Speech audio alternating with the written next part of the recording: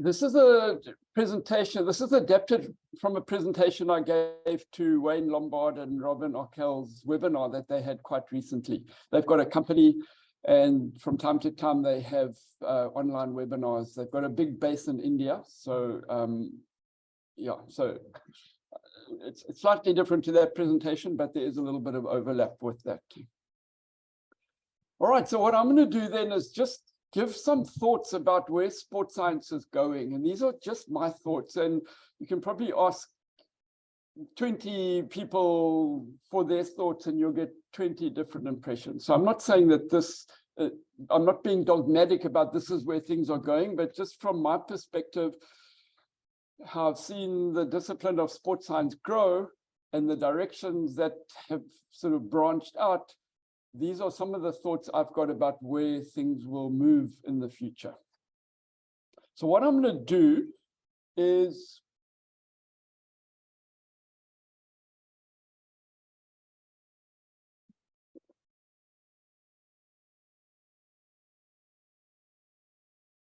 here we go. So I'm just going to spend a few minutes pointing out where we've come from, because I think it's always good to look at things in context. And the couple of us in the room have been around for a while, and we've seen the discipline grow. So I think it's important to look at that. I'm not going to spend too much time on that. Then just summarize where we're at now, and then the remainder of the presentation, I'll talk about where I think which areas I think are going to be areas that receive a lot of growth and attention. All right, so let's just have a look. So these pictures look ancient, but they probably about 40 years ago. So, if you look at someone's career, you can take a career, let's say 40 years is an average career. So this might be at the beginning of someone's career, 40 years later is where we are now. Okay. So what we're looking at here is just the basic equipment they had 40 years ago. And this was equipment to measure oxygen consumption. Now, measuring oxygen consumption nowadays is easy. You just get a machine, plug it in, and goes bing, and you measure oxygen consumption. It wasn't as easy in the old days. And here's a picture of expired air being collected in a bag. It's called a Douglas bag. And then that air would be analyzed for oxygen and carbon dioxide and the volume. And then the calculations were done for oxygen consumption. So that was right at the beginning of the development of sports science as its own branch of science. And then things got a little more clever. And here's a picture of Jack Daniels doing applied research, looking at someone's oxygen consumption while they were running. And so what would happen here, he would measure the oxygen consumption of the person running, and then someone would have to quickly take the bag back to the laboratory where they would measure the oxygen content of the expired air and the carbon dioxide of the expired air and the volume, and then they could do their calculations. And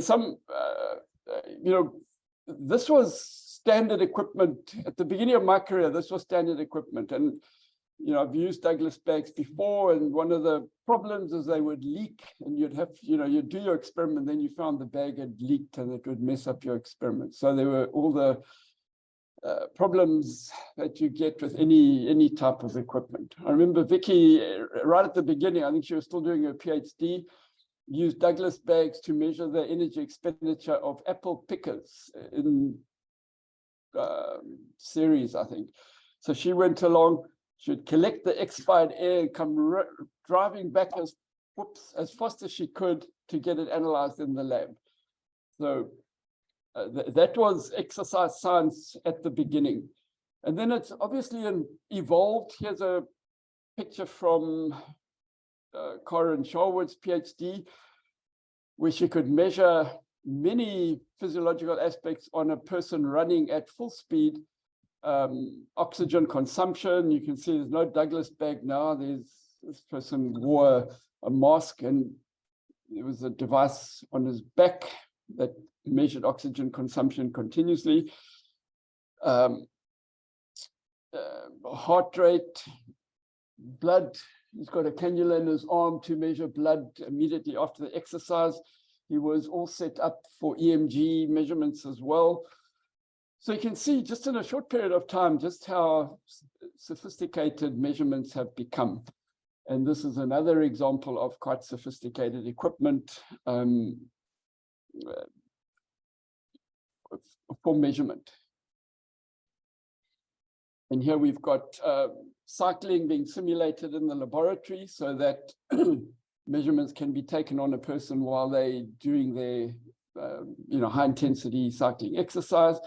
And then this is a picture from Frank Marino's lab in Australia, where they've got a heat chamber or an environmental chamber, and you can manipulate the environmental conditions while someone's cycling at high intensity on their own bike. So that's just the transition in measurement, and science really revolves around measurement. So in this relatively short period of time, the ability to measure aspects during exercise have increased massively.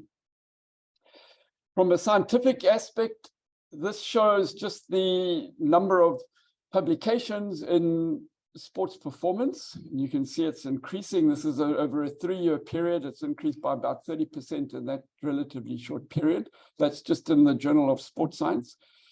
So, we're all involved in a branch of science really that's developing very rapidly. So it makes it quite interesting to try and predict where this is going.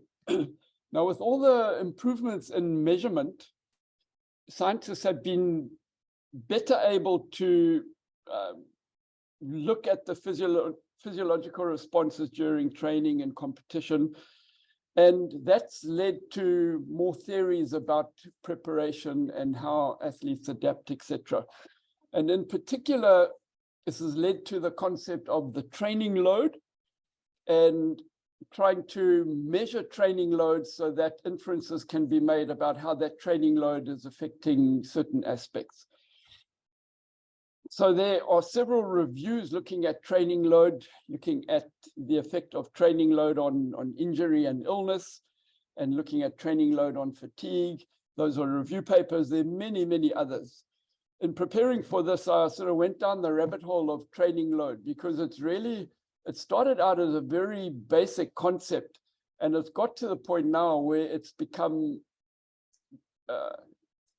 it's much more nuanced now than it was in the beginning. So the definition of training load has become, there's no consensus over what it actually represents and how you measure it. There's even concern about the word load, that it should be something else. So it's a very hot topic at the moment, and it's certainly got a lot of development until I think people converge on some sort of agreement about what it actually represents and how it should be measured. I think Aaron Coutts, who's a very well-known applied sports scientist from Australia, he wrote a commentary a few years ago talking about Occam's razor with regards training load. And at this stage, it's best to just revert back to the simple method of measuring it, which would be session RPE multiplied by the duration of the exercise. That's a simple version, and all the other fancy versions haven't really added much more to that simple interpretation. And Occam's razor suggests that if you can't explain something, just settle with the simplest explanation. So you can see there's a lot of movement in this whole concept of training load. Studies have looked at the validity of it. Imperizelli is quite, he writes really good thought-provoking papers, and he's challenged some interpretation of the training load, particularly the concept of the acute chronic information that you can get from training load. So Lambert came out with a paper showing that if you look at the ratio between the acute load, which is normally represented by the week, and the chronic load, which is preceding 4 weeks, if you look at that ratio, there's a sweet spot which supposedly ensures that your risk of injury is kept low. So that caught on like wildfire, and all these practitioners around the world started adopting this acute chronic ratio as a guide to manipulate their training. And then caught on very quickly. And then a few people started questioning it and showing that perhaps it wasn't as clear-cut as it was made out to be in the beginning. And Emeritus has written some really good articles probing it and showing that it's actually, basically, it's got quite a few deficiencies. So that he's written a 2-part series here. That's the first part, looking at it in relationship to injury, and then some of the methodological pitfalls in it in the second paper. And then he's written another one where he's just focused specifically on the acute chronic ratio and dismissed it as being as accurate as it was meant to be, as it was made out to be. And then we've got papers that break training load down into volume and dose. So now we're really getting into the semantics of it, and it makes you realize that it's much more complicated than I think a lot of us thought in the beginning. And you can see there's from different laboratories, there's criticism about the terminology and encouraging people to try and be more precise with their terminology. So it's really quite a hot area, and I think there's still quite a bit of development to go in the training load concept so that it's accepted universally across different sports, and the measurement of it is, if we measure training load here and someone else measures it in Abu Dhabi, then we're measuring the same thing. That we've still got a way to go with regards that aspect. So that has now, so that's a hot topic. Just to try and pull all that together, this was a really good paper that was published quite recently, looking at the management of the training process in elite sports. And I hadn't thought of looking at the development in the way they described in this paper, but once you've seen it, it really, it's quite impactful and will influence the way you think about things. So it's a review paper, but then they come up with this final analysis here, basically showing that there are 4 steps that one can apply in a discipline. The first basic step is explaining what happened. So that's all the descriptive statistics. So exercise science was full of descriptive statistics, and there's still many descriptive type studies that are underway, and they serve a purpose. So that basically shows what happened. The next step is to try and look at relationships between variables. So that is looking at why did it happen. So now you look at training load and perhaps injury, or training load and performance, or the type of work that the genetic group does, looking at specific genes and how that might impact on injury or performance. So it's looking at relationships. So that's sort of diagnostic analytics. The next step becomes a little more predictive, and that is where you try and predict into the future what might happen. So I think an example in high performance sport is that strength and conditioning trainers will gather information from the athletes that they're looking after to try and determine whether the athletes are reaching a peak, or whether they're becoming fatigued, or whether they need to rest or train harder, etc. So that's how it's being applied, the predictive analytics. So you're gathering information to try and make a decision. So that's quite advanced. And scientists around the world are trying to refine this type of research, but it's still got a long way to go. So all the injury research where you're trying to predict injury, I mean, there's still a long, long way to go in that area. From a performance point of view, there's also a long way to go as well.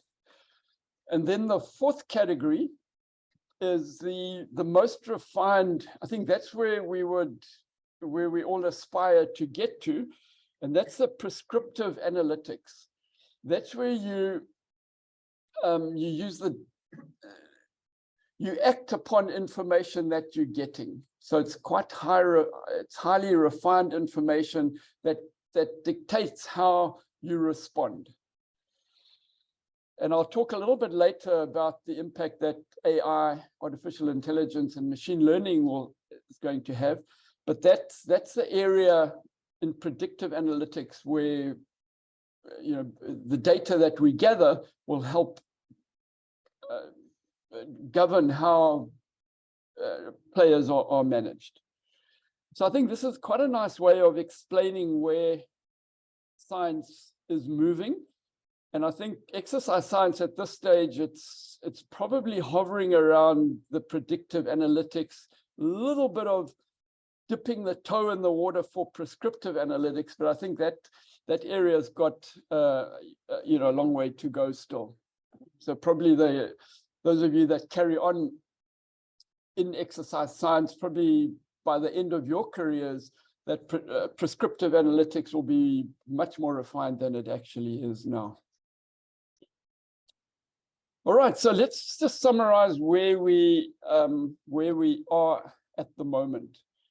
So I've just tried to put it into sort of a bullet list. I mean, you can probably spend a couple of hours saying where we are now, but I've just tried to summarize it just so we can move on. And I think we can conclude that athletes haven't reached their peak yet. The records are still being broken in different sports. Team sports, the standard of play is just getting better and better and better. So I think we can conclude that athletes in high performance sport are still getting faster, stronger, and more skillful. So we haven't plateaued out yet.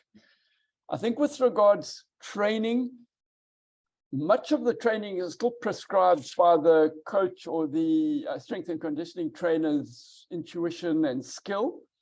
And data is being used to some extent to govern training, but it's not being, we're not at the stage where all the decisions are just made based on data. So still got a little way to go there. I think we can also conclude that there's a high risk of injury in high level sport. We haven't got to the point where injury is no longer a concern. I think particularly with contact sports or sports that involve contact between players, there's always going to be a risk of injury.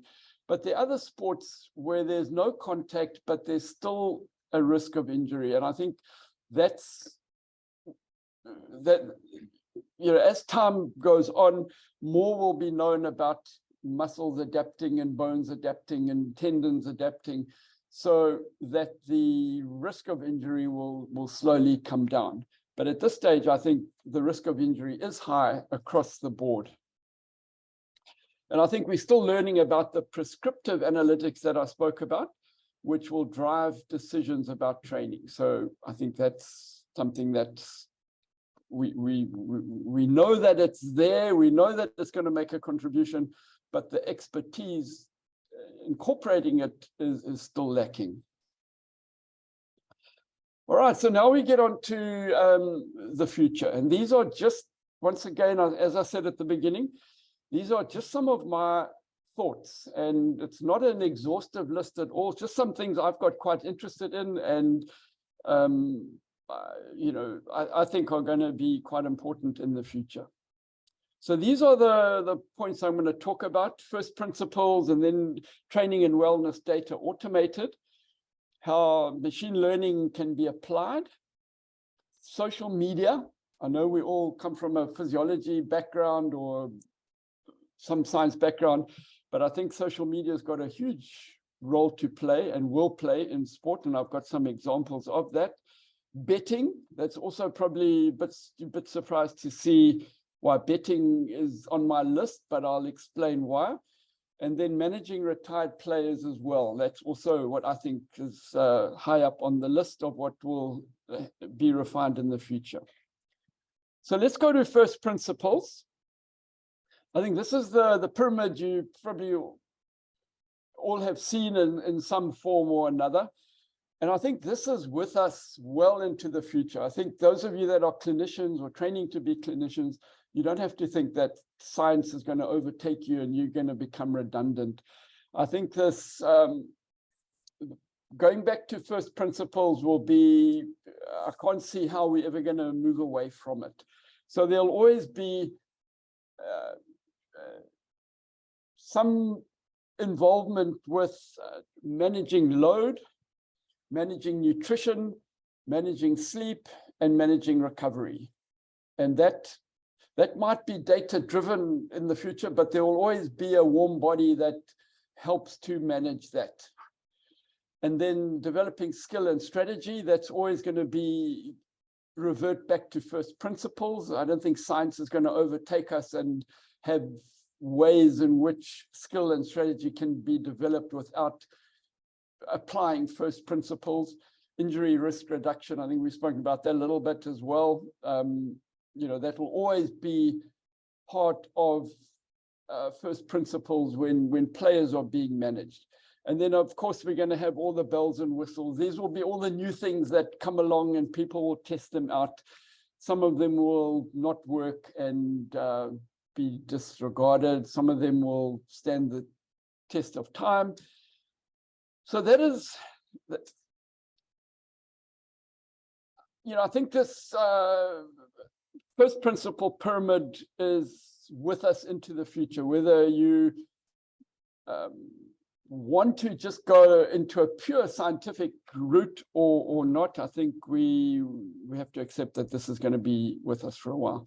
So these basic principles then that all the biokineticists will know about, anyone involved in prescribing exercise will know about: the frequency, intensity, time, type, volume, and progression. Those are the basic principles that I cannot see being replaced by anything, certainly in the next 50 years or so.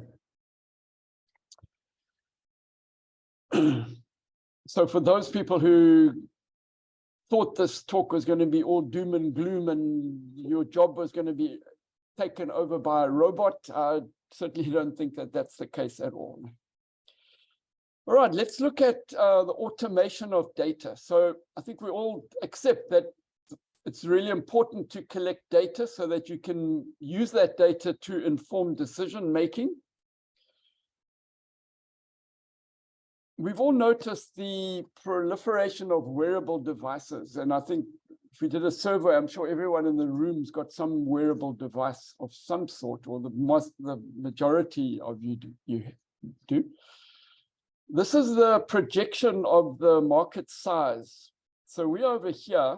So that at the moment, the market's just over $100 billion.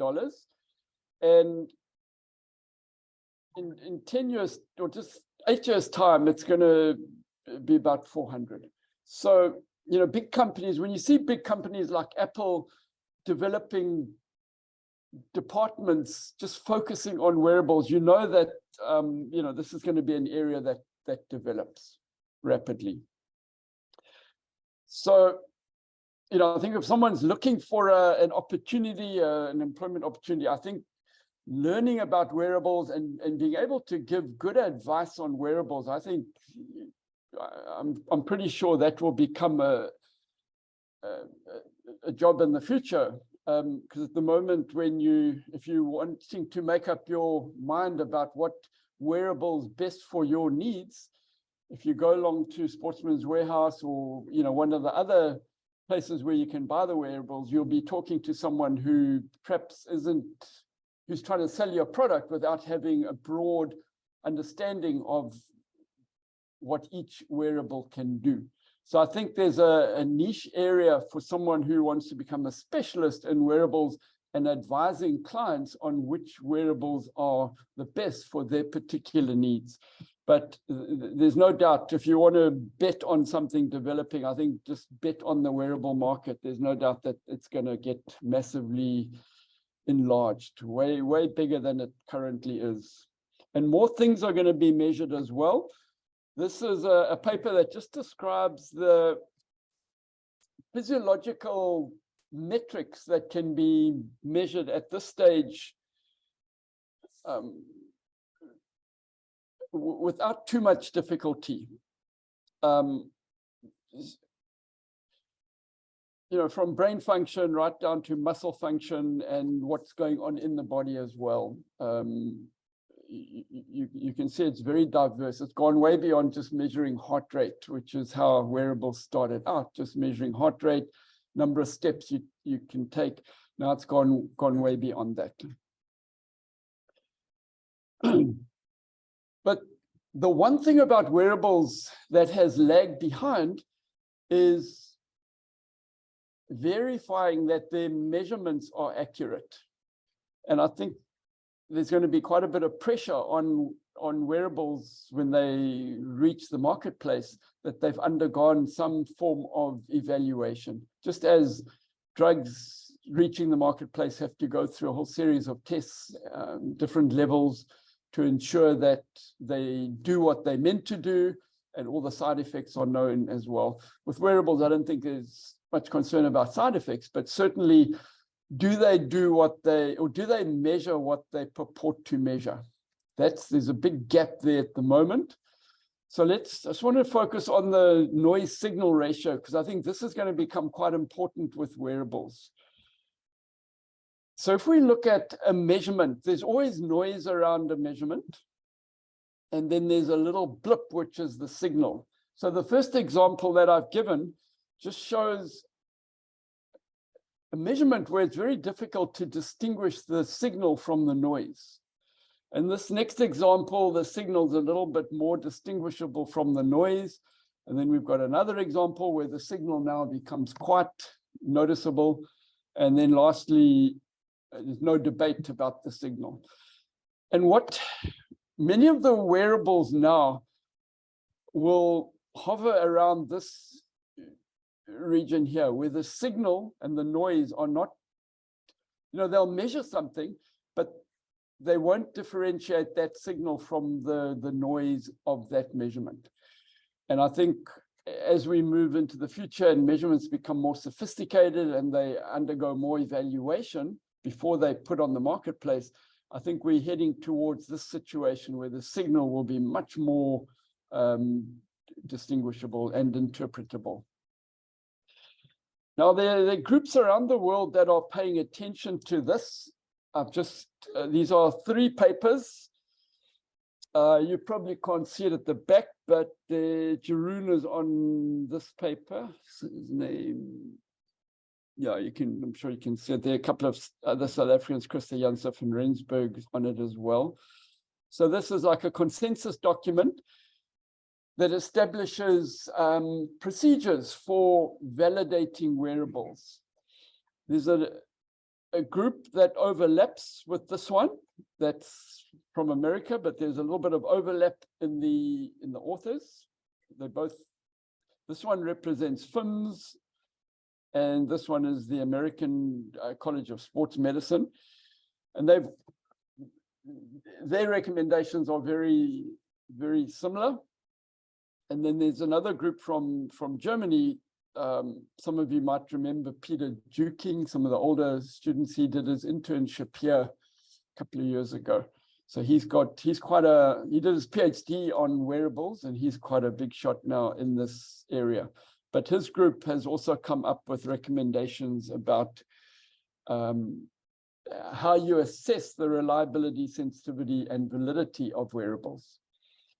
And I expect that in the future, if you want to get a device that measures heart rate, for example, or heart rate variability, it will have had to have undergone some kind of evaluation and the reliability and validity will have to be displayed on the package, just so that you can make a decision whether the noise in the measurement is acceptable to what you want to use the device for.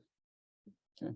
If you're just an old person who just wants to do a little bit of exercise every day, then the accuracy of your step counter is far less important than someone who wants to manipulate their training load very finely, and therefore needs accurate information. So the needs will vary from person to person, and that goes back to why it's important to get the wearable that's appropriate for what your outcome is. All right, so let's assume then that all the data from wearables gets to the point where it's good quality data. That brings us to the 4 V's. If you're involved in big data analysis, you'll know about the 4 V's: the volume, velocity, variety, and veracity. So big data then requires a large volume of data. So the data, in our laboratory research, we might have a sample size of 20 or so. That certainly wouldn't fulfill the requirements of volume if you're talking big data. We're talking tens of thousands, hundreds of thousands of data points.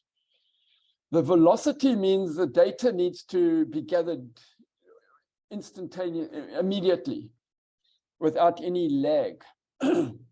Variety, big data needs data from different sources. And then veracity is the quality or the accuracy of the data. So I think if we go back to that slide I showed you with wearables and all the different physiological metrics that can be measured, it fulfills the criteria of big data, providing the measurements are accurate.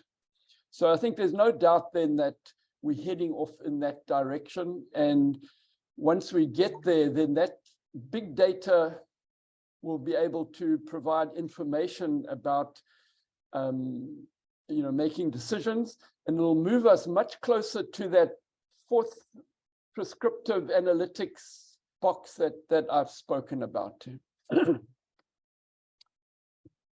Now, just to give you an indication of the type of data the other type of data that can be collected, this was a really good paper. And anyone interested in monitoring, I would encourage to read this paper. You'll recognize a few names.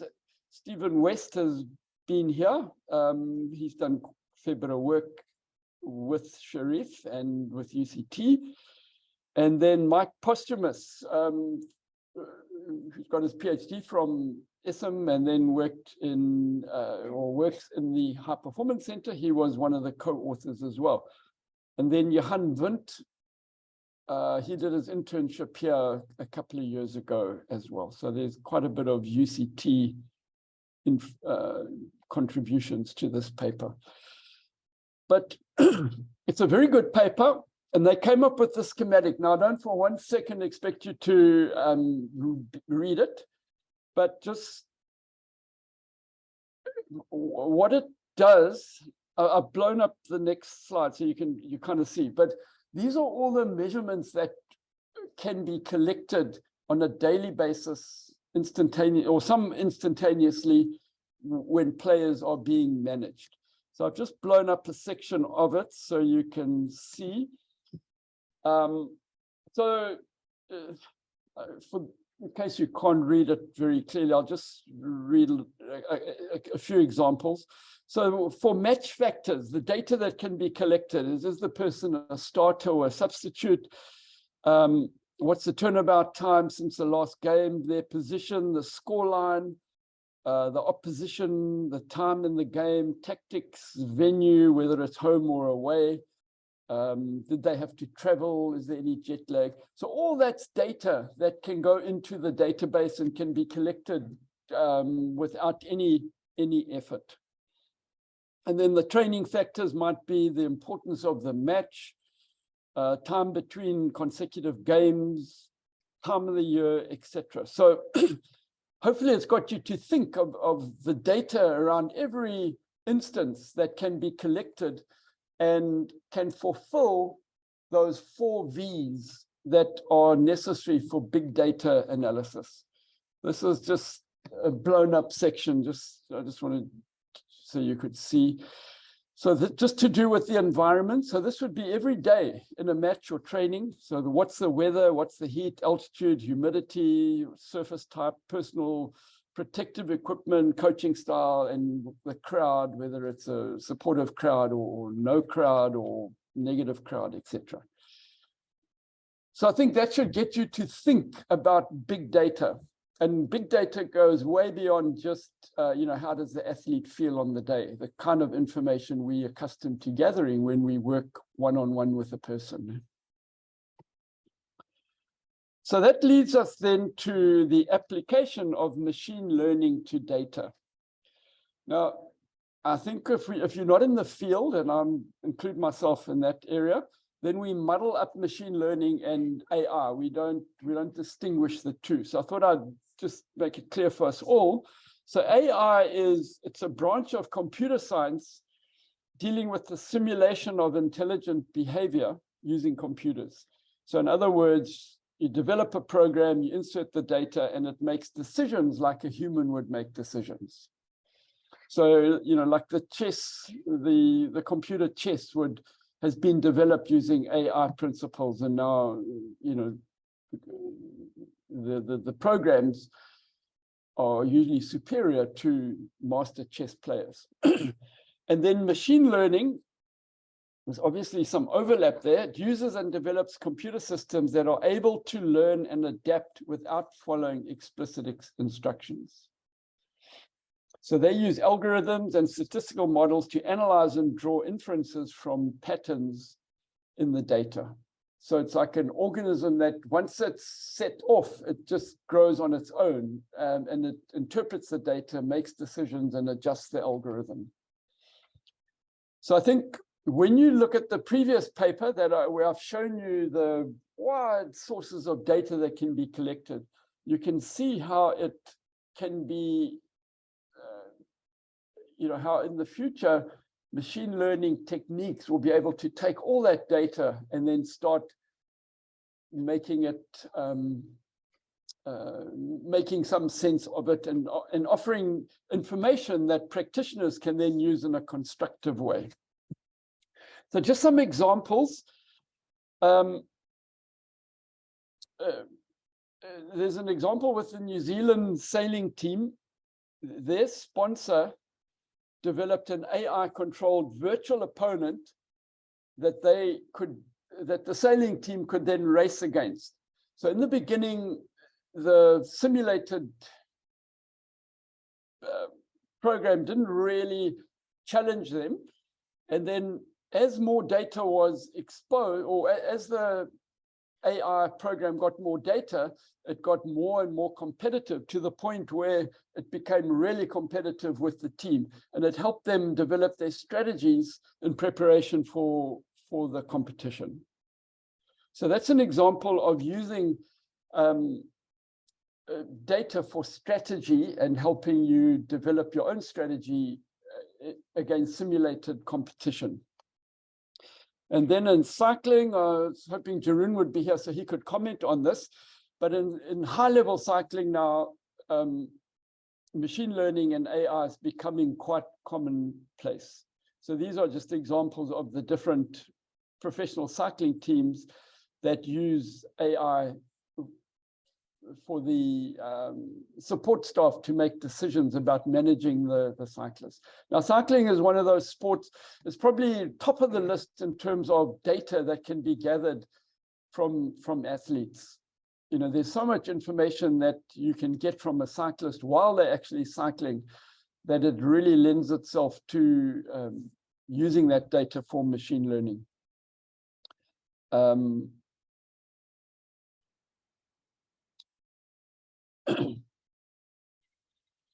Yeah, so I'll leave it there. Perhaps at some point we can talk more about this, but I'm just throwing it out there that it's used extensively in cycling. Maybe in a future date we can talk about how it is being used.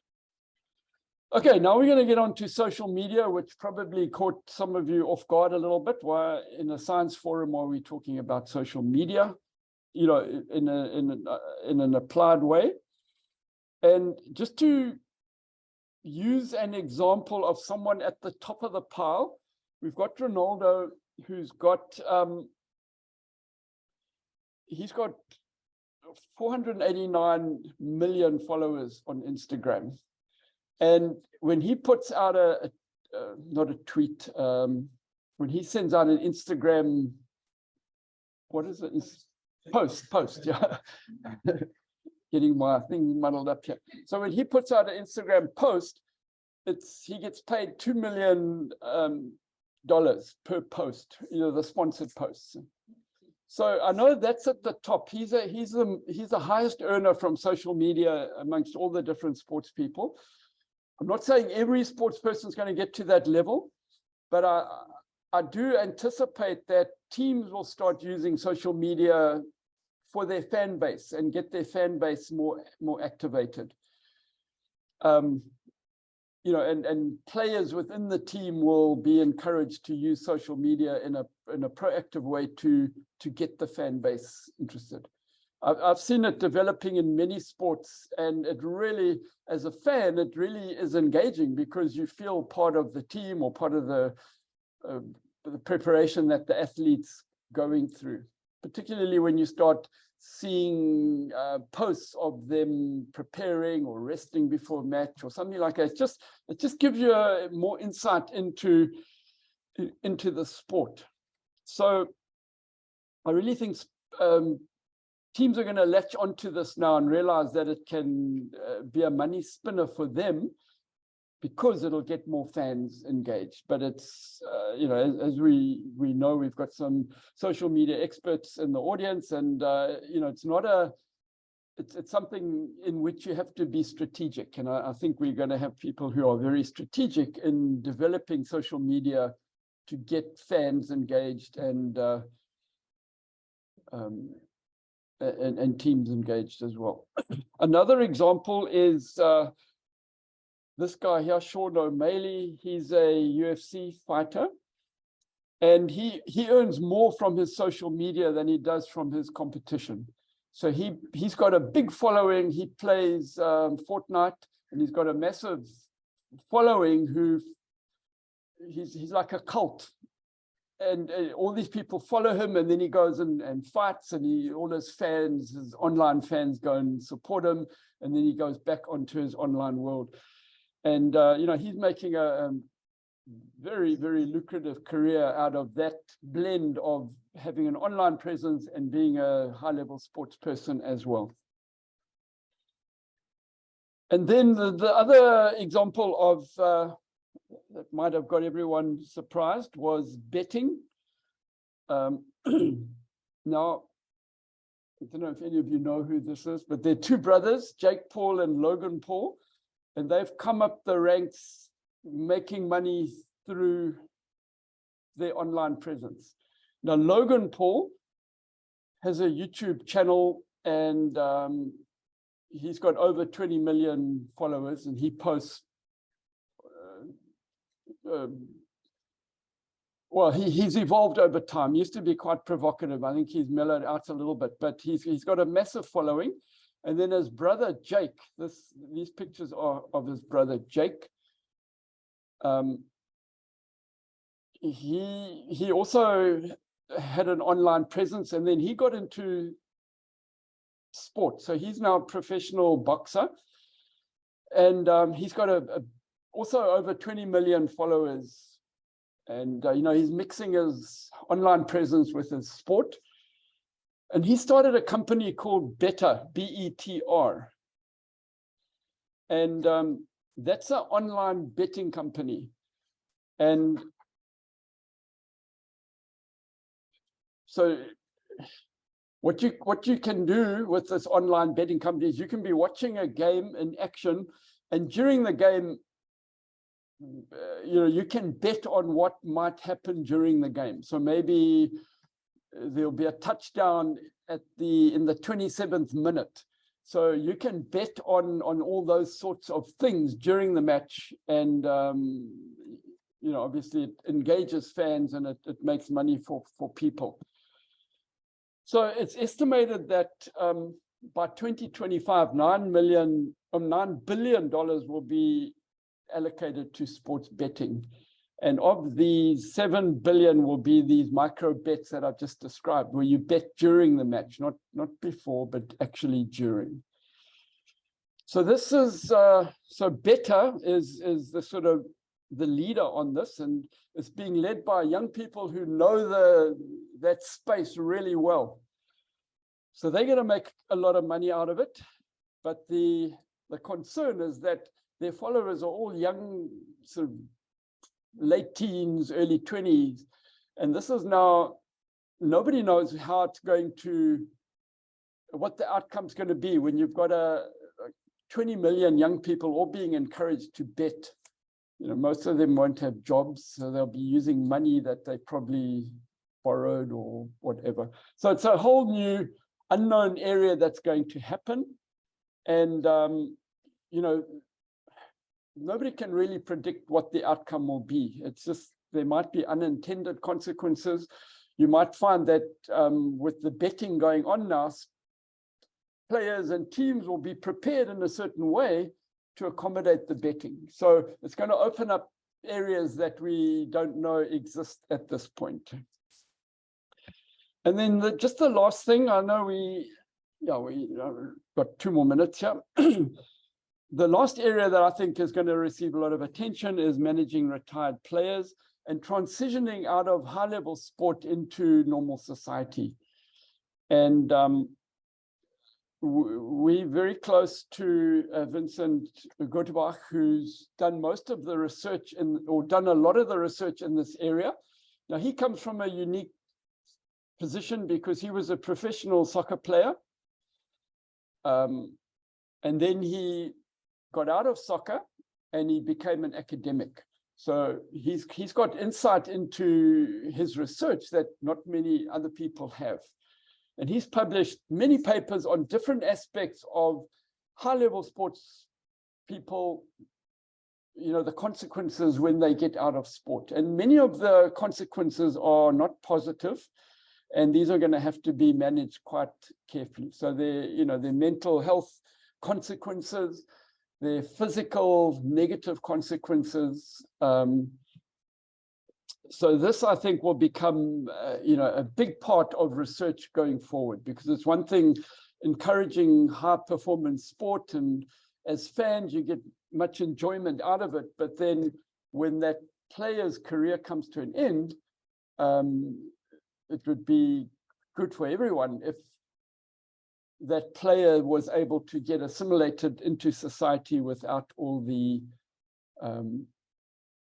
negative aspects which we know exist at this time.